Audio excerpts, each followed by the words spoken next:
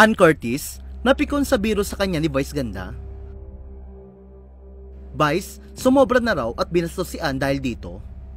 Napansin ng mga madlang people ang tila pagkairita ng actress at Showtime host na si Ann Curtis. Matapos ang sambiro na binitawan ng co-host niyang si ang kabogabol Vice ganda. Sa isang recent episode ng It's Showtime, si Vice ganda o si Marie Visceral sa totoong buhay ay kilalang bilang Meme Vice sa programa at isa sa pinakakilalang host sa It's Showtime. Bukod sa kanyang matalas na komento sa mga issue sa lipunan at natural na pagpapatawa, kilala rin si Vice sa mga birong minsan ay wala na sa lugar o nakaka-offend at hindi na nakakatawa. Gaya na lamang nga ng isang episode kamakailan kung saan muling naging sentro ng biro ni Vice si Ann. Hindi lingid sa kaalaman ng lahat na matagal na ang pagkakaibigan ng dalawa. At sa halos araw-araw na taping ng It's Showtime, sanay na ang madla sa biruan, asaran at tawanan nilang dalawa.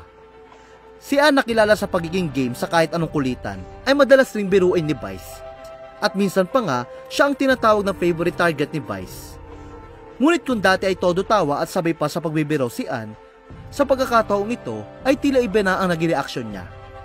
Sa halip na matawa, kapansin-pansing seryoso ang mukha ng aktres. Marami nga ang nakapansin na tila hindi na niya nagustuhan ang biro ni Vice. Nagugat ang isyu ng sabihin ni Ann na kahit pagod at puyat siya mula sa taping, ay sinisigurado pa rin niyang may oras siya sa kanyang pamilya. Ani Ann, for example, for me, even if I'm working, I will always make time for my family, kahit inaantok ako, kahit puyat.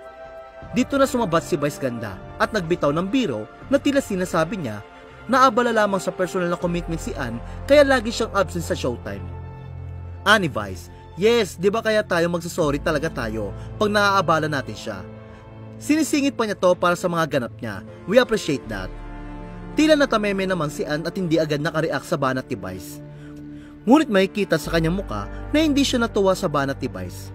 Ang tanging nasabi niya lang ay okay. Maging si Bong Navarro ay napansin ang reaksyon ni Ann at tinanong siya ng okay ka lang, na sinagot naman ni Ann na maikli at malamig na it's okay. Dahil dito, umani ng iba't ibang reaksyon ng eksena mula sa netizen. May ilan nagsabing awkward ang tagpo, habang ang iba na may tinawag na bastos si Vice. Ayon pa sa ilang madlang people, dapat ay mas maging maingat si Vice sa pagbibitaw ng biro, lalo na kung personal na ang usapan.